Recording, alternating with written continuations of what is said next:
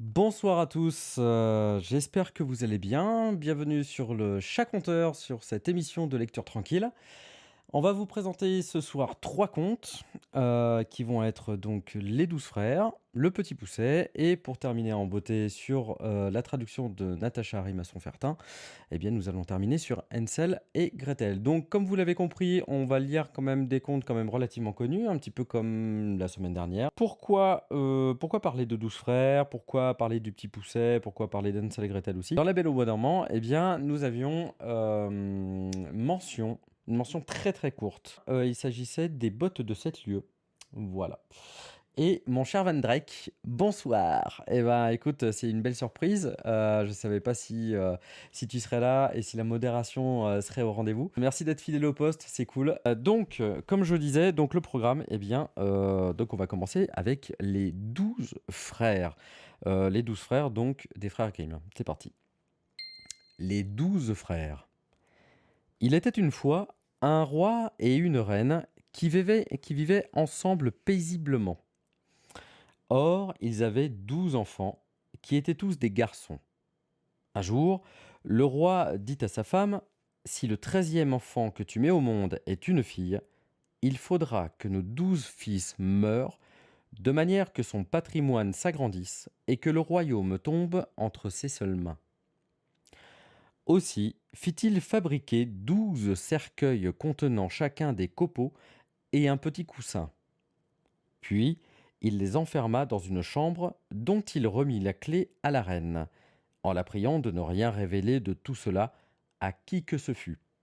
Dès lors, la reine demeura assise toute la journée et son air était si triste que le plus jeune de ses fils, qui ne la quittait jamais, son Benjamin, comme elle l'appelait suivant la Bible, lui posa cette question.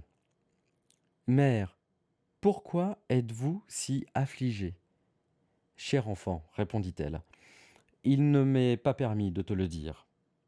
Mais il ne la laissa en repos que lorsqu'elle se décida à aller ouvrir la chambre où elle lui montra les 12 cercueils remplis de copeaux. Après quoi, elle lui dit Mon Benjamin chéri, c'est pour toi et pour tes 11 frères que ton père a fait fabriquer ces cercueils. Car si je donne le jour à une fille, vous serez tous tués, et c'est là que vos corps reposeront. Et comme elle pleurait en parlant ainsi, son fils la consola. Chère mère, lui dit-il, sèche tes larmes. Nous allons nous tirer d'affaire et quitter le château. Gagne la forêt avec tes frères, lui conseilla-t-elle, et que l'un de vous demeure toujours perché au sommet du plus grand arbre que vous trouverez, qu'il monte la garde et que ses regards soient toujours dirigés vers la tour du château. Si j'ai un fils, j'y placerai un drapeau blanc. Si j'ai une fille, vous y verrez un drapeau rouge. En ce cas, vous fuirez aussi vite que possible et que le bon Dieu vous protège. Toutes les nuits, je me lèverai et prierai pour qu'il vous soit accordé de vous chauffer en hiver auprès d'un feu et en été de ne pas étouffer de chaleur. Quand ils eurent reçu la bénédiction de leur mère, les princes se rendirent donc dans la forêt, où ils montèrent la garde l'un après l'autre, au sommet du plus grand chêne, les yeux fixés sur la tour. Au bout de 11 jours, le tour de Benjamin arriva. Or, il aperçut un drapeau, mais il n'était pas blanc. C'était le drapeau rouge sang qui leur annonçait que la mort les attendait. En apprenant cette nouvelle, les princes entrèrent en fureur et s'écrièrent « Ainsi, c'est une fille qui devait être la cause de notre mort? Nous jurons de nous venger. Là où nous trouverons une fille, son sang rouge coulera. » Puis ils s'enfoncèrent dans la forêt. Au centre, là où il faisait le plus sombre, ils découvrirent une maisonnette ensorcelée et déserte. Nous habiterons cette maison, dirent-ils. Benjamin, toi qui es le plus jeune et le moins fort, tu ne la quitteras pas et tu t'occuperas du ménage. Quant à nous, nous sortirons pour chercher de quoi nous nourrir. Ils parcoururent donc la forêt, où ils tuèrent des lièvres, des chevreuils, des pigeons ramiers et divers oiseaux. Ils remettaient leur gibier à Benjamin, qui était chargé de les accommoder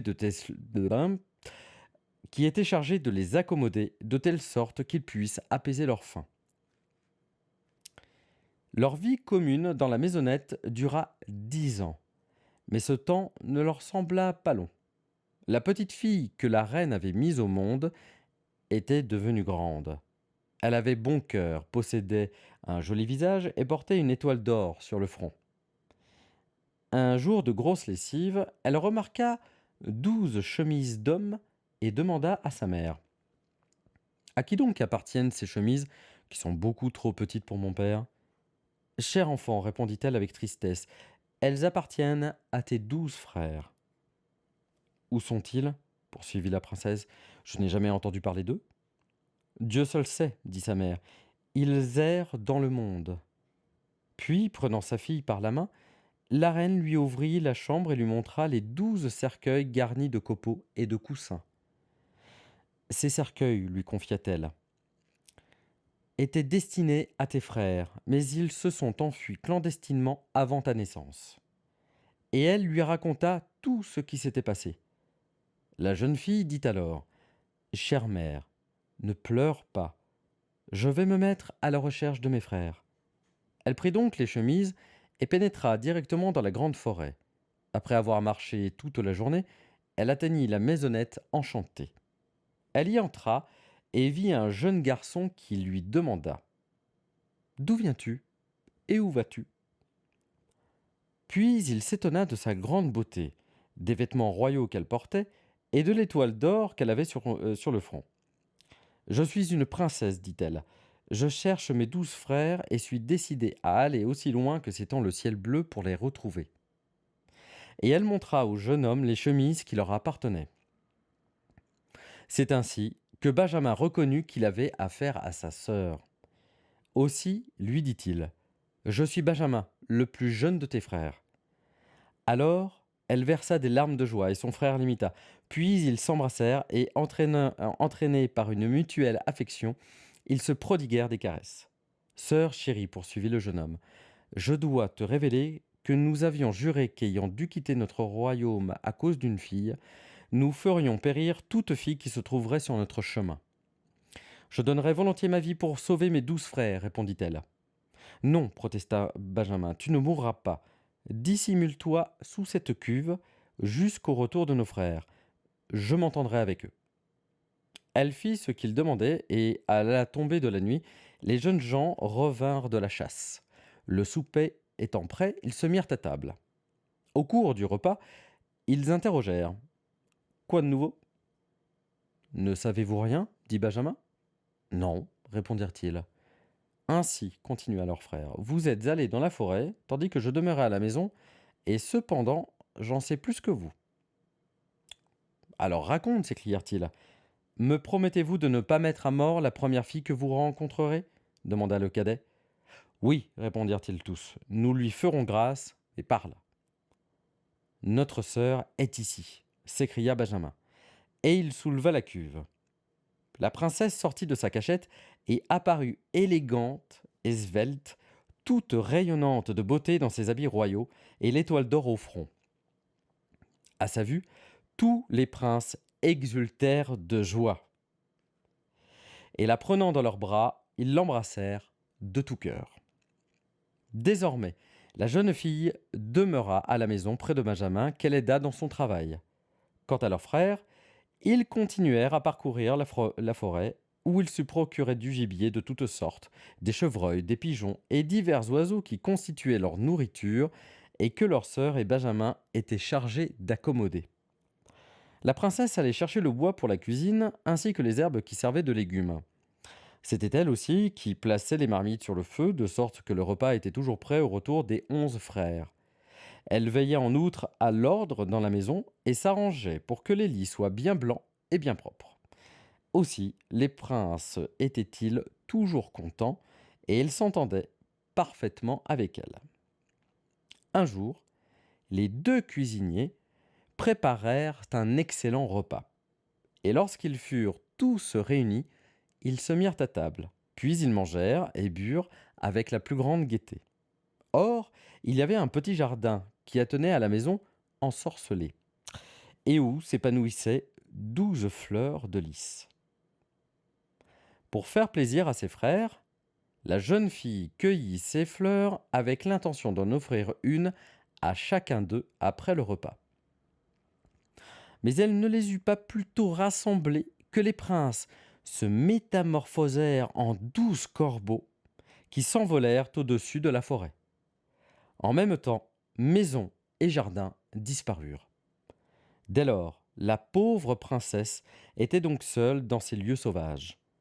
Mais comme elle promenait ses regards autour d'elle, elle remarqua à ses côtés une vieille femme qui lui dit : « Mon enfant, mais qu'as-tu fait ? Pourquoi n'as-tu pas laissé là les 12 fleurs blanches ? C'étaient tes frères qui maintenant sont transformés pour toujours en corbeaux. N'existe-t-il pas un moyen de les délivrer ? Demanda la jeune fille tout en larmes. Non, répondit la vieille, il n'en est pas un seul au monde, ou plus exactement, il en existe un. Mais il est si pénible que tu ne peux songer à l'employer, car il te faudrait rester 7 ans muette. Tu n'aurais ni le droit de parler, ni le droit de rire, et si tu prononçais un seul mot, même quand il ne manquera plus qu'une heure pour parfaire ces 7 ans, tous tes efforts seraient vains et tes frères périraient par ta faute. La princesse se dit alors, avec la plus intime conviction : je suis absolument certaine de délivrer mes frères. Elle se mit en route et chercha un arbre élevé. Quand elle en eut trouvé un, elle s'installa sur les branches et commença à filer, sans parler ni rire.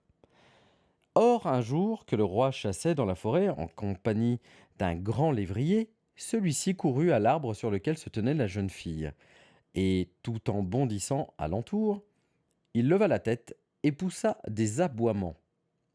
Le roi s'approcha, et à la vue de la belle princesse qui portait une étoile d'or sur le front, il éprouva un tel ravissement qu'il lui demanda de devenir sa femme. Sans répondre, elle fit un léger signe de tête. Alors, le souverain grimpa lui-même sur l'arbre, et après avoir descendu la jeune fille, il la plaça sur son cheval et la mena dans son château. Les noces furent célébrées en grande pompe, et au milieu de la joie la plus vive. Mais l'épouse royale resta muette et ne fit pas entendre un seul rire. Le couple vivait heureux depuis 2 ans, quand la mère du roi, une méchante femme, commença à calomnier la jeune reine.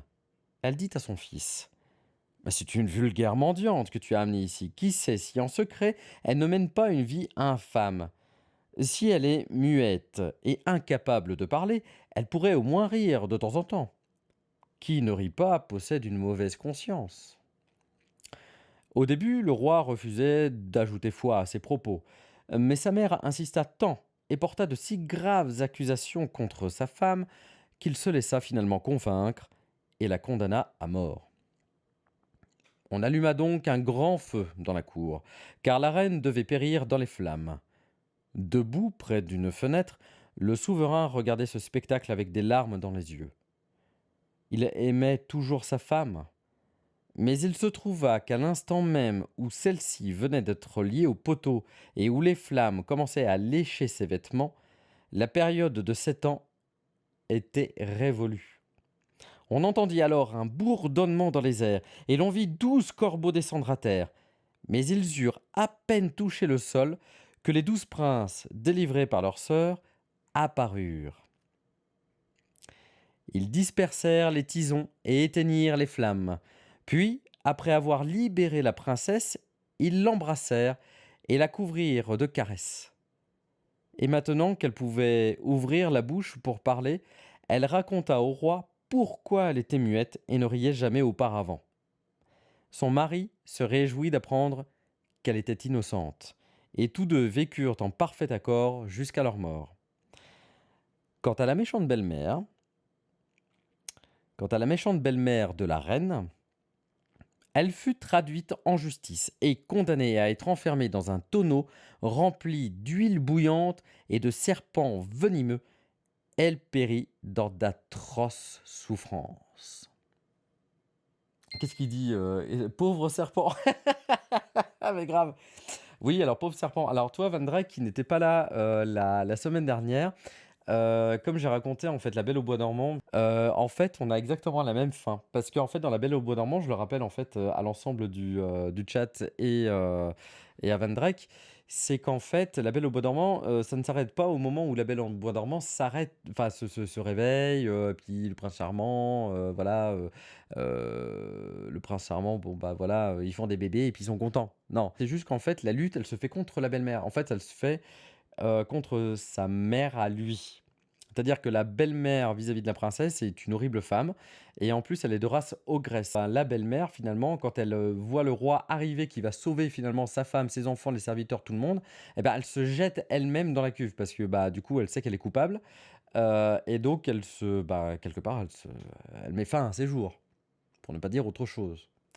Et au passage, eh bien, je dédie le Petit Poucet, eh bien, voilà, je fais rarement des trucs perso, mais voilà, je vais le dédier à mon frère, pour la simple et bonne raison que pour le Petit Poucet, et bah, écoutez, comme c'est une version de Perrault, il y a une petite morale à la fin que je dédie à mon petit frère.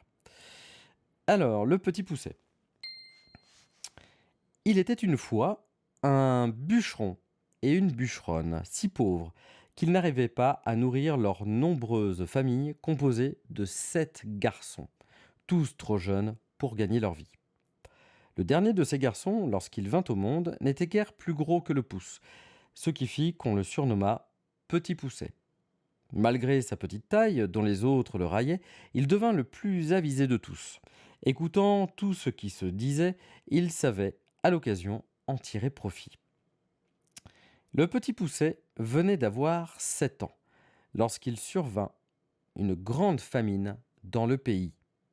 Les bûcherons, à bout de ressources, se désolaient. Un soir que les enfants étaient couchés, ils se tenaient près du feu. Le bûcheron dit tristement à sa femme: puisque nous ne pouvons subvenir aux besoins de notre niché, demain nous irons les perdre dans le bois.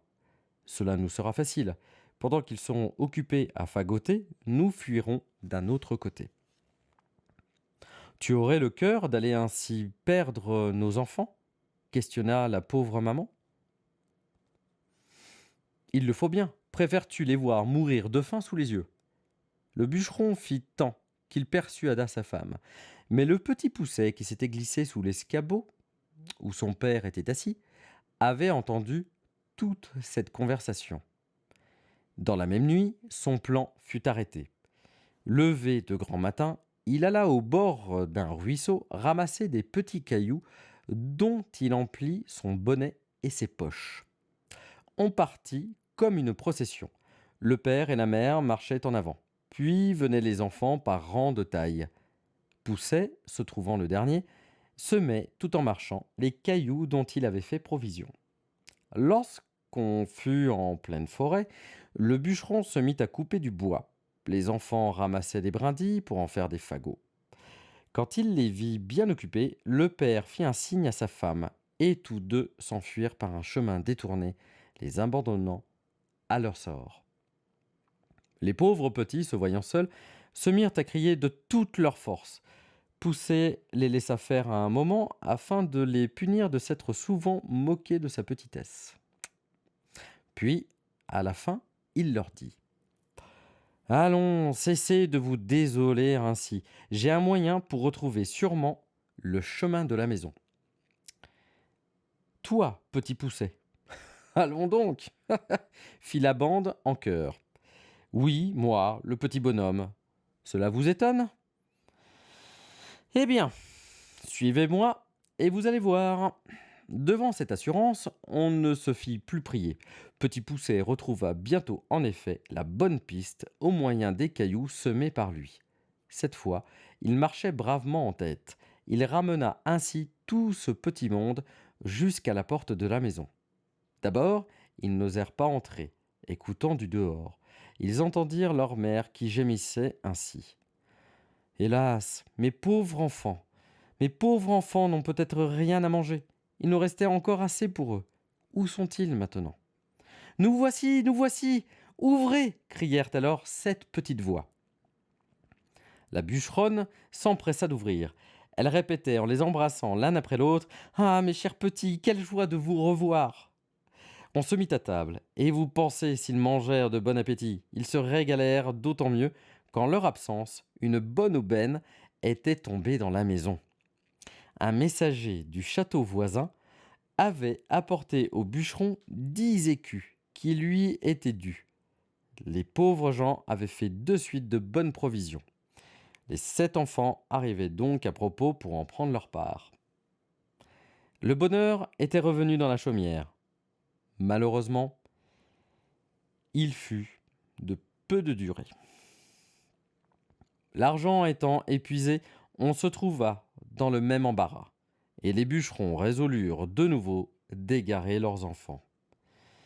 Ainsi que la première fois, cette décision arriva à l'oreille du petit Poucet qui, n'ayant plus le temps d'aller ramasser des cailloux, prit le parti de laisser tomber le long du chemin les miettes d'un gros morceau de pain. Tout se passa comme la première fois, mais ce fut une grande désolation lorsqu'on s'aperçut que les oiseaux du ciel avaient mangé toutes les miettes de pain qui devaient marquer la route. La nuit était venue, et avec elle une grosse pluie. Les pauvres petits ne savaient plus où se blottir.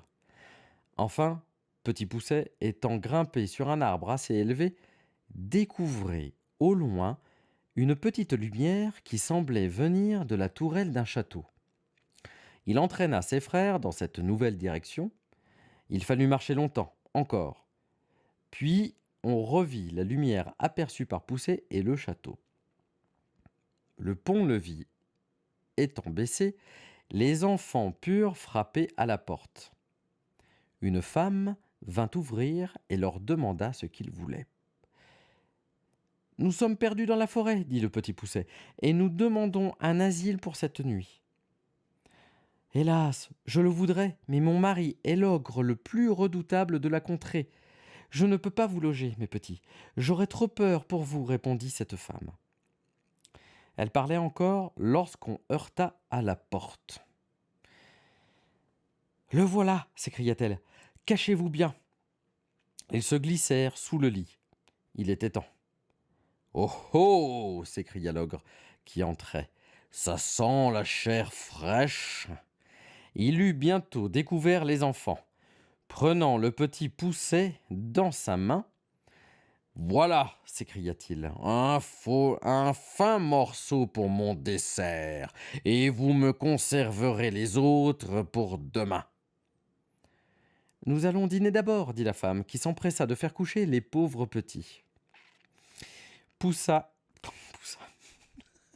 Désolé.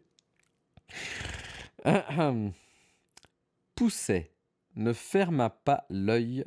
Il avait remarqué que les 7 filles de l'ogre, couchées dans le lit voisin, portaient des couronnes sur la tête. Se levant doucement, il vint les échanger contre leurs bonnets de coton. Quelques minutes plus tard, l'ogre sortait de table, et quoique bien repu, voulant s'assurer de sa proie pour le lendemain, il montait à la chambre en aiguisant son grand couteau. Il vint au lit où s'étaient couchés les 7 petits garçons. Mais lorsqu'il sentit les couronnes d'or sous sa main, « Halte là !» dit-il, « j'allais faire un bel ouvrage. » Se dirigeant alors vers le lit de ses filles, trompées par les bonnets de coton, il les égorgea toutes 7. Content de cet exploit, il alla se coucher et bientôt on entendit ronfler. Poucet, qui ne dormait que d'un œil, réveilla alors ses frères. Ils descendirent doucement et, une fois dans le jardin, ils s'enfuirent de toute la vitesse de leurs jambes. Au réveil, l'ogre, qui s'était aperçu de sa méprise, avait chaussé ses bottes de 7 lieues afin de poursuivre les fugitifs. Il courut de tous côtés, sautant d'une montagne à l'autre, traversant les rivières comme de simples ruisseaux. Quand les pauvres enfants le virent venir de loin, ils se cachèrent dans le creux d'un rocher. L'ogre, qui se sentait fatigué, vint justement se coucher dans l'herbe, au-dessus d'eux.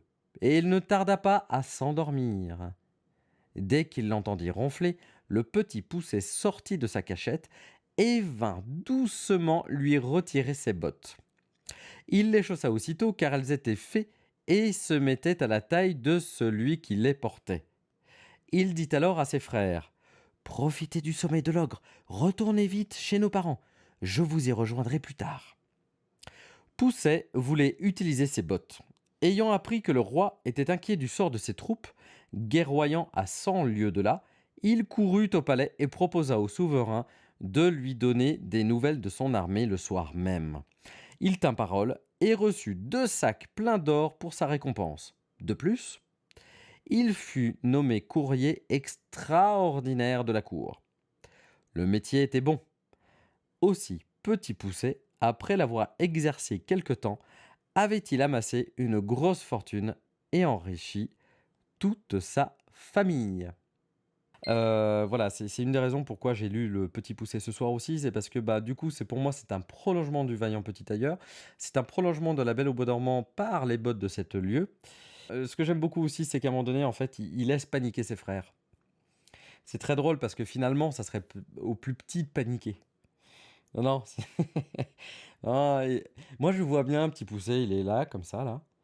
Puis il dit, attends, là, ils sont foutus de moi pendant des années. Ils m'ont raillé, ils m'ont poussé, ils ont fait tout ce qu'ils voulaient. Allez, je vais laisser paniquer un petit peu. Bon, c'est bon, hein, je sais où est la maison, pas de problème. Enfin, bon, moi, j'ai tracé le. Si je voulais, je pourrais les laisser là, en fait. Les laisser galérer et rentrer chez moi. C'est vrai qu'il aurait pu. En fait, il aurait pu. Il aurait pu rentrer chez lui, se dire: Attends, moi, je sais comment revenir. Je suis tout seul. Il n'y a qu'un fils à nourrir. C'est bon. Moi, je suis tranquille jusqu'à ce que je me trouve du boulot. En fait, non. Ce qui est intéressant, en fait, c'est que le Petit Poucet a des valeurs intrinsèques que moi j'aime beaucoup. Le Petit Poucet, il se dit pas, ouais, c'est bon, je pourrais vivre comme je suis malin. C'est vrai que, en fait, enfin, comme je suis malin, je pourrais très bien faire en sorte de n'avoir rien à faire, non, non, Petit Poucet, en fait, il est malin, mais il va mettre beaucoup de choses, en fait, finalement, à son service. Et puis, il va se débrouiller, quoi. Il va se débrouiller, et puis il va se débrouiller pour sa famille. Je dédie ce conte à mon petit frère, parce qu'en fait, quand on est le petit de la fratrie, ben, en fait, finalement, on se rend compte que ceux en fait, qui rebondissent assez vite dans une famille, puis qui ont le plus de ressources. Parce que, ben, du coup, ils regardent, ils prennent en exemple, et puis à côté de ça, ben, ils s'émancipent aussi un petit peu. Ce qui est pas toujours évident pour les plus petits, c'est de s'émanciper aussi et de trouver un petit peu leur voie. Et donc, du coup, la moralité, pardon, dans les contes de ma mère Loi de Perrault, donc dans Le Petit Poucet, la moralité, c'est: on ne s'afflige point d'avoir beaucoup d'enfants, quand ils sont tous beaux, bien faits et bien grands, et d'un extérieur qui brille. Mais si l'un d'eux est faible ou ne dit mot, on le méprise, on le raille, on le pille. Alors, on le pille, ça veut dire on l'attaque, on lui tombe dessus. Quelquefois, cependant, c'est ce petit marmot qui fera le bonheur de toute la famille. Voilà, ces 2 phrases-là, en fait, quand je les ai lues, j'ai pensé à toi et c'est pour toi. Voilà. Bon, voilà, voilà. Donc, je suis... Hop. Vas-y, vas-y, marche partout, mon petit chat, vas-y. Casse ce beau moment que j'étais en train de partager là. Et maintenant, ce que je vous propose, eh bien, c'est de bouquiner sur Contes pour les enfants et la maison. Donc, aux éditions José Corti, édité. Donc, ces contes-là sont édités, traduits par Natacha Rimasson-Fertin, Hansel et Gretel. À l'orée d'une vaste forêt vivait un pauvre bûcheron avec sa femme et ses 2 enfants. Le petit garçon s'appelait Hansel et la petite fille Gretel. Ils avaient peu de choses à se mettre sous la dent et un jour, alors que la disette s'était installée dans le pays, le bûcheron ne put même plus acheter son pain quotidien. Le soir, accablé de soucis, il réfléchissait dans son lit en se retournant sans cesse et il dit à sa femme: Qu'allons-nous devenir? Comment allons-nous faire pour nourrir nos pauvres enfants si nous n'avons plus rien pour nous-mêmes? Homme, j'ai une idée, répondit sa femme. Demain matin, à l'aube, nous emmènerons les enfants dans la forêt, là où elle est la plus épaisse. Nous leur allumerons un feu et nous leur donnerons à chacun un dernier morceau de pain, puis nous irons travailler et nous les laisserons seuls. Ils ne retrouveront pas le chemin de la maison et ainsi nous serons débarrassés d'eux. Non, femme, dit le bûcheron, je ne le ferai pas. Comment aurais-je le cœur d'abandonner mes enfants dans la forêt, là où les bêtes sauvages auront tout fait devenir les mettre en pièces? Oh, imbécile que tu es! Alors nous devrons mourir de faim tous les quatre, et il ne te restera plus qu'à préparer les planches pour les cercueils, dit la femme. Elle ne lui laissa pas de repos jusqu'à ce qu'il finisse par accepter. Mais j'ai tout de même pitié de ces pauvres enfants, dit l'homme. Les deux enfants avaient si faim qu'ils n'avaient pas réussi à trouver le sommeil, eux non plus, si bien qu'ils avaient entendu ce que la marâtre avait dit à leur père. Gretel se mit à pleurer amèrement et dit à Hansel: À présent, c'en est fait de nous. Tais-toi, Gretel, dit Hansel, ne te chagrine pas. J'arriverai bien à nous tirer d'affaire. Et, quand les parents furent endormis, il se leva, s'habilla, ouvrit le battant inférieur de la porte et se glissa dehors. Dehors, la lune brillait et la nuit était claire, et les petits cailloux blancs qui recouvraient le sol devant la maison brillaient comme autant de pièces de monnaie. Hansel se pencha et en mit autant qu'il put dans la poche de son habit. Puis il rentra et dit à Gretel: N'aie pas peur, petite sœur chérie, et endors-toi paisiblement. Le bon Dieu ne nous abandonnera pas. Sur ce, il se recoucha. Au point du jour, avant même que le soleil ne fût levé, la femme vint réveiller les deux enfants. Debout, paresseux que vous êtes, nous allons chercher du bois dans la forêt. Puis elle donna à chacun un petit morceau de pain en disant: Tenez, voilà quelque chose pour le repas de midi, mais ne le mangez pas avant, car vous n'aurez rien d'autre. Comme Hansel avait les cailloux dans sa poche, Gretel mit le pain sous son tablier, puis ils prirent tous ensemble le chemin de la forêt. Quand ils eurent marché un petit moment, Hansel s'arrêta et se retourna pour regarder la maison. Puis il le fit encore, et encore. Hansel, qu'as-tu donc à regarder et à rester en arrière? Fais attention à ne pas oublier tes jambes, lui dit son père. Ah, père, répondit Hansel, je regarde mon petit chat blanc qui est grimpé en haut, sur le toit, et qui veut me dire au revoir. Imbécile, ce n'est pas ton petit chat, c'est le soleil du matin qui éclaire la cheminée, rétorqua la femme. Cependant, Hansel n'avait pas regardé le petit chat, mais à chaque fois, il avait jeté sur le chemin un des cailloux brillants qu'il avait dans sa poche. Lorsqu'ils furent parvenus au cœur de la forêt, le père dit: À présent, ramassez du bois, les enfants. Je vais faire un feu pour que vous n'ayez pas froid. Hansel et Gretel ramassèrent du petit bois, suffisamment pour former une petite montagne. Le père alluma le feu, et quand les flammes furent bien hautes, la femme dit: Allongez-vous près du feu, les enfants, et reposez-vous pendant que nous allons couper du bois dans la forêt. Quand nous aurons fini, nous reviendrons vous chercher. Hansel et Gretel étaient assis près du feu, et, à midi, chacun mangea son petit morceau de pain. Et comme ils entendaient les coups de cognée, ils pensaient que leur père était dans les parages. Cependant, ce n'était pas la cognée, mais une branche que leur père avait attachée à un arbre sec, et qui en frappait le tronc à chaque coup de vent. Et quand les enfants furent restés longtemps ainsi, leurs yeux se fermèrent, tant ils étaient épuisés, et ils s'endormirent profondément. Quand ils se réveillèrent enfin, il faisait nuit noire. Gretel se mit à pleurer et dit: Comment allons-nous faire pour sortir de la forêt à présent? Attends un peu, jusqu'à ce que la lune se lève, et alors nous saurons bien retrouver le chemin, lui dit Hansel pour la consoler. Et quand la lune fut pleine dans le ciel, Hansel prit sa petite sœur par la main et suivit la trace des cailloux qui scintillaient comme des pièces de monnaie fraîchement frappées et qui leur indiquaient le chemin. Ils marchèrent pendant toute la nuit, et au petit matin, ils arrivèrent à la maison de leur père. Ils frappèrent à la porte, et la femme vint leur ouvrir, et voyant que c'était eux, elle leur dit: Méchants enfants que vous êtes! Pourquoi avez-vous dormi aussi longtemps dans la forêt? Nous avons cru que vous ne reviendriez jamais. Le père, quant à lui, se réjouissait, car cela lui avait fendu le cœur de les abandonner ainsi. Peu de temps après, la misère se rappela à eux de nouveau, et la nuit, les enfants entendirent leur mère parler à leur père ainsi, pendant qu'ils étaient couchés. Il n'y a de nouveau plus rien à manger.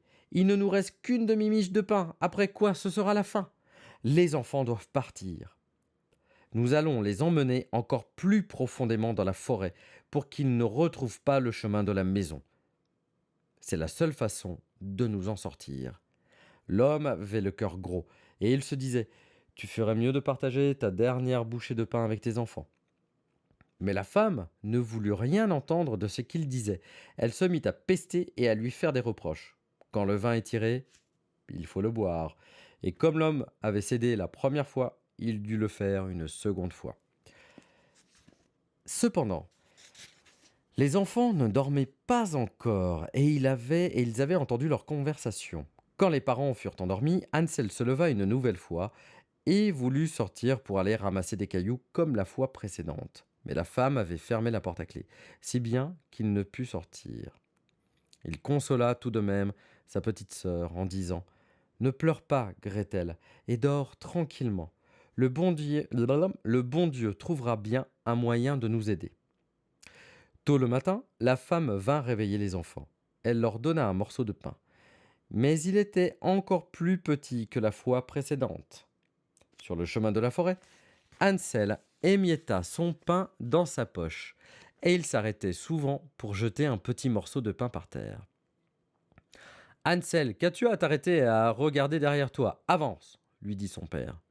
Je regarde ma petite colombe qui est perchée sur le toit et qui veut me dire au revoir, répondit Hansel. Imbécile, ce n'est pas ta petite colombe, c'est le soleil du matin qui éclaire la cheminée, lui dit la femme. Mais pendant ce temps, Hansel jetait par terre tous ces petits morceaux de pain les uns après les autres. La femme conduisit les enfants encore plus profondément dans la forêt, à un endroit où ils n'étaient encore jamais allés de leur vie. Ils y allumèrent de nouveau un grand feu, et la mère leur dit: Restez ici les enfants, et quand vous serez fatigués, vous pourrez dormir un peu. Nous allons couper du bois dans la forêt, et ce soir, quand nous aurons terminé, nous reviendrons vous chercher. Quand il fut midi, Gretel partagea son pain avec Hansel, qui avait émietté le sien sur le chemin. Puis ils s'endormirent, et la soirée passa, mais personne ne vint chercher les pauvres enfants. Ce n'est que lorsqu'il fit nuit noire qu'ils se réveillèrent, et Hansel consola sa petite sœur en disant: Attends juste que la lune se lève, Gretel. Alors nous verrons les petits morceaux de pain que j'ai semés par terre, et ils nous montreront le chemin de la maison. Quand la lune se leva, les enfants se mirent en route, mais ils ne trouvèrent plus un seul petit morceau de pain, car les milliers d'oiseaux qui volent dans la forêt et dans les champs les avaient picorés. Nous arriverons bien à trouver le chemin, dit Hansel à Gretel. Mais ils ne le trouvèrent pas. Ils marchèrent toute la nuit, puis encore toute une journée, du matin jusqu'au soir. Mais ils ne parvinrent pas à sortir de la forêt, et ils avaient terriblement faim, car ils n'avaient rien à manger hormis les quelques baies qui poussaient çà et là. Ils étaient si fatigués que leurs jambes refusaient de les porter plus loin. Alors ils s'allongèrent au pied d'un arbre et s'endormirent. C'était déjà le troisième matin, après qu'ils avaient quitté la maison de leur père. Ils se remirent à marcher, mais ils ne faisaient que s'enfoncer toujours plus profondément dans la forêt. Et si personne ne venait bientôt à leur secours, ils allaient mourir de faim. Quand il fut midi, ils virent un beau petit oiseau, d'un blanc immaculé, qui était perché sur une branche et qui chantait si joliment qu'ils s'arrêtèrent pour l'écouter. Et quand il eut fini de chanter, il battit des ailes et s'envola devant eux. Et les enfants le suivirent jusqu'à ce qu'ils arrivent à une petite maisonnette, sur le toit de laquelle l'oiseau se percha. En s'approchant, ils virent que la maisonnette était faite de pain, et qu'elle avait un toit de gâteau. Quant aux fenêtres, elles étaient faites de sucre clair. Attaquons et faisons un bon repas. Je vais manger un morceau du toit. Et toi, Gretel, tu peux manger un bout de la fenêtre. Elle est sucrée, dit Hansel. Il leva le bras et cassa un petit morceau de toit pour le goûter. Quant à Gretel, elle s'approcha des vitres et entreprit de les grignoter. Une voix fine leur parvint alors à l'intérieur de la maison. « Croc, croc, croc, ma maisonnette qui la grignote ?» Croc, croc, croc, ma maisonnette. Qui la grignote? Les enfants répondirent: c'est le vent, le céleste enfant, tout en continuant de manger sans se laisser distraire. Hansel, qui trouvait le toit fort à son goût, en arracha un grand morceau. Quant à Gretel, elle démonta une vitre ronde tout entière, s'assit par terre et s'en donna à cœur joie. La porte s'ouvrit soudain et une vieille femme comme et une vie. Oh zut, pardon, excusez-moi. Parce que c'est pas une vieille femme, c'est une femme vieille. Et une femme vieille comme Mathusalem, qui s'appuyait sur une canne, sortit de la maisonnette à pas de loup. Hansel et Gretel furent si effrayés qu'ils laissèrent tomber ce qu'ils avaient dans les mains. Quant à la vieille, elle dit en dodelinant de la tête: Tiens, tiens, mes enfants, qui vous a amené ici? Entrez donc et restez auprès de moi, il ne vous arrivera aucun mal. Elle les prit tous deux par la main et les conduisit à l'intérieur. Elle leur servit un bon repas, du lait et des crêpes avec du sucre, des pommes et des noix. Elle leur prépara ensuite 2 beaux petits lits tout blancs. Et quand Hansel et Gretel s'y allongèrent, ils eurent l'impression d'être au ciel. Mais la vieille faisait seulement semblant d'être gentille. En réalité, c'était une méchante sorcière qui guettait les enfants et elle avait construit la maisonnette de pain dans l'unique but de les attirer. Quand un enfant lui tombait entre les mains, elle le tuait, le faisait cuire et le mangeait. Et c'était pour elle un jour de fête. Les sorcières ont des yeux rouges et elles ne peuvent pas voir loin, mais elles ont l'odorat très fin comme les animaux. Et quand des humains s'approchent, elles le sentent. Quand Hansel et Gretel s'approchèrent de chez elle, elle éclata d'un rire mauvais.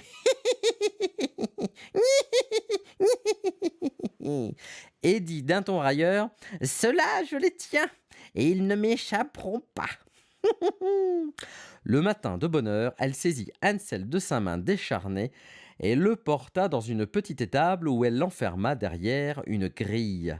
Elle avait beau crier tout ce qu'il pouvait, cela ne servit à rien.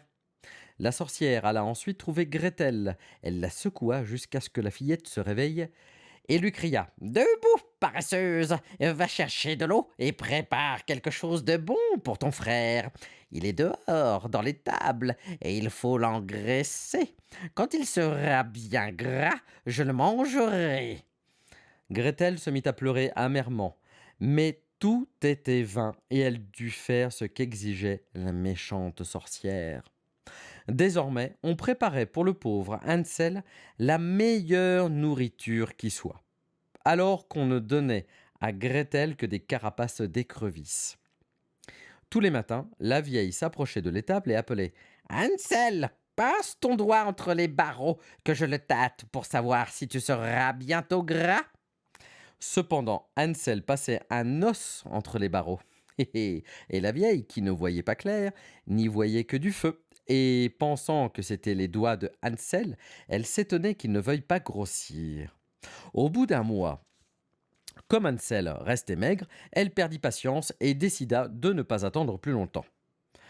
Oh là, Gretel, dépêche-toi d'aller chercher de l'eau, que Hansel soit gras ou maigre, je le tuerai et le mangerai demain.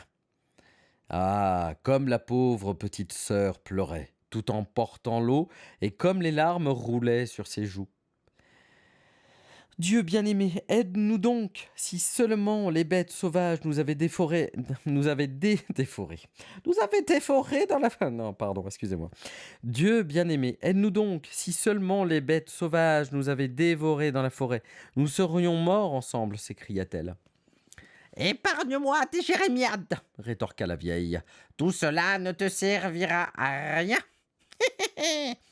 Le lendemain matin, Gretel dut sortir de bonne heure pour accrocher à la crémaillère de chaudron remplie d'eau et allumer le feu. Nous allons commencer par faire du pain, dit la vieille. Oups, excusez-moi, je reprends. Nous allons commencer par faire du pain, dit la vieille. J'ai déjà fait chauffer le four et préparé la pâte. Pardon.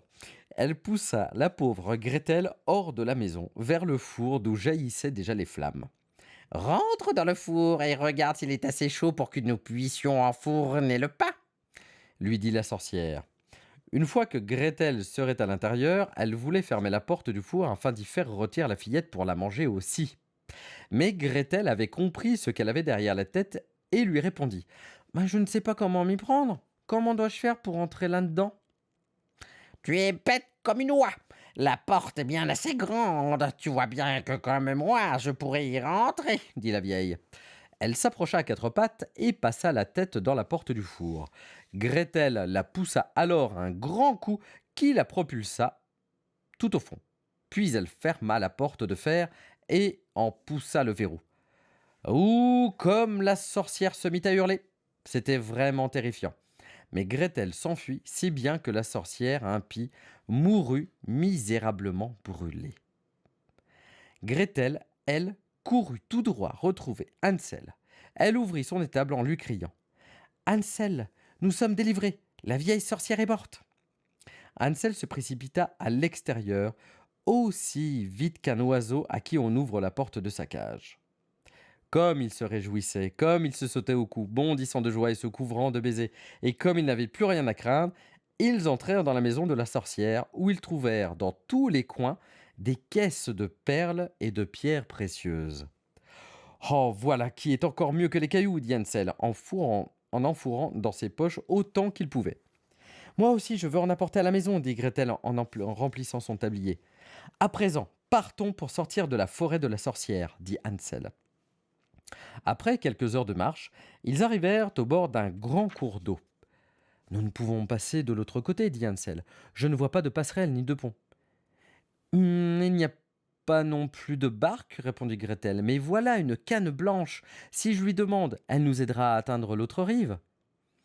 Elle s'écria alors: Canette, ma belle, voilà Hansel et Gretel. Pas de passerelle ni de pont. Prends-nous sur ton dos tout blanc. La canne s'approcha en effet de la rive et Hansel monta sur son dos. Puis il dit à sa sœur de le rejoindre. Non, répondit celle-ci, ce serait trop lourd pour la petite canne. Elle nous fera passer sur l'autre rive, l'un après l'autre. C'est ce que fit le gentil animal. Et quand ils furent parvenus de l'autre côté et qu'ils eurent marché un petit moment, la forêt leur parut de plus en plus familière et finalement, ils aperçurent de loin la maison paternelle. Ils se mirent alors à courir, se précipitèrent à l'intérieur et se jetèrent au cou de leur père. Celui-ci n'avait pas connu un instant de bonheur depuis le moment où il avait abandonné ses enfants dans la forêt. Quant à sa femme, elle était morte. Gretel vida son tablier, éparpillant les perles et les pierres précieuses dans la pièce, pendant que Hansel jetait autour de lui par poignées entières celles qu'il avait dans les poches. Tous leurs soucis prit alors fin, et ils vécurent ensemble dans une joie sans mélange. Mon conte est fini.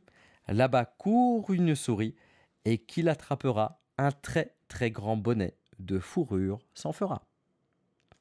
Si j'ai choisi ce conte, ce n'est pas par hasard. Comme vous avez pu le remarquer, eh bien, ce qu'il se passe, c'est que Hansel et Gretel, le début, ça ressemble quand même furieusement au Petit Poucet de Charles Perrault. Donc, on a pu voir que dans Hansel et Gretel, eh bien, effectivement, on a justement les parents qui veulent perdre les enfants dans la forêt, s'en débarrasser, etc. Un truc qui est super intéressant, entre le Petit Poucet, où c'est le père qui est vraiment mauvais, on voit qu'ici, eh ben, c'est le père qui est super gentil, qui s'en veut, qui est, voilà. Et d'ailleurs, je ne sais pas si vous avez remarqué, mais ce qui est assez étonnant, ce qui est ce qui est peut-être assez gros, mais finalement, cette sorcière, là, dans Hansel et Gretel, est-ce que ça serait pas la maman? Je dis ça, je dis rien. À la fin de l'histoire, ce qui est assez étonnant, c'est qu'Hansel et Gretel reviennent chez eux. Le papa est là, mais la mère est morte. Alors du coup, est-ce que, comme je le disais tout à l'heure dans une analyse, on va dire, assez succincte, On peut se dire que finalement, les méchants des histoires sont les avatars de nos parents quand ils sont méchants. Enfin, quand on pense qu'ils sont mauvais, quand ils pensent qu'ils sont méchants, parce qu'ils nous punissent. En attendant, je vous souhaite une très belle soirée. Merci de nous avoir suivis. Faites de beaux rêves. Je vous embrasse. Ciao, ciao.